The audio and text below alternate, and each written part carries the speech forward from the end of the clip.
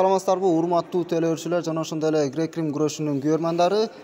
Баарыңыздарга белгилүү болгондой эле грек-рим күрөшү боюнча дүйнө чемпионатынын коло медалынын ээси Гүлжигит Акыйкат уулу бизде конокто болмокчу.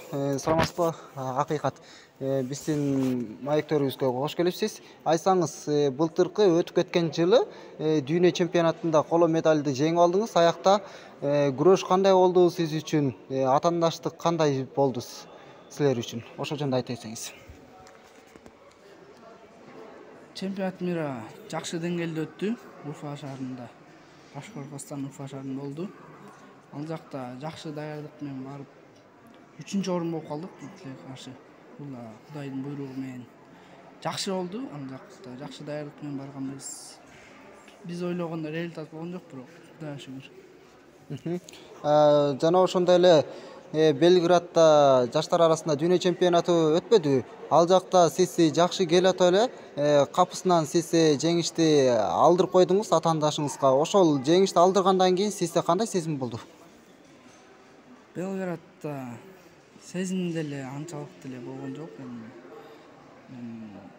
Ак деле ойлогондой болгон жок, бирок ака кичине өзүм даярдык жактан жетишпей калдык. Кичине Уфа шаарынан кийин бир ай, 1,5 айдай эле убакыт болуп калды. Ортодо келип эс алып, ошону жетишпей калып, даярдык жакшы эмес болуп калды бул жакта. Бул чемпионатка сиз кандай даярдык менен келдиңиз ушул Кыргызстан чемпионатына? Бул чемпионатка аябай жакшы даярдыкта келдик. Кудай буюрса өтүп атат. Жыйынтыгынын баары Алладан, биз колдон келген неме жасайбыз, бизден. Жакшы. Сизди буюрса ушу бир айдан кийин ушу Азия чемпионатынан кийин көрүп калабыз, Азия чемпионатынанчы. Ал жака силер азыртадан баштап даярданып баштадыңарбы команда мененчи? Ошол жөнүндө айтсаңыз. Жок, команда менен азыр даярдык жок. Чемпионат бүтүп, анан команда топтолот, ушул жакта уткандар, анан ошондо даярдык башталат.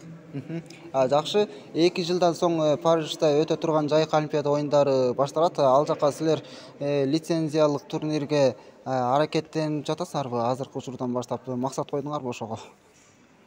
Азыркы учурда Парижге максат бар негизи Олимпиадага, бирок мен весим не олимпийский вес болгон байланыштуу, мен ага да 1-2 жылда өтүш мүмкүн.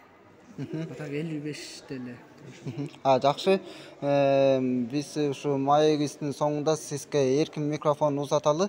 Кыргыз элине жана ошондой эле күрөш көрөрмандарына өзүңүздүн каалоо тилегиңизди айта кетсеңиз болот. Кыргыз элине тынччылык болсун, молчулук болсун.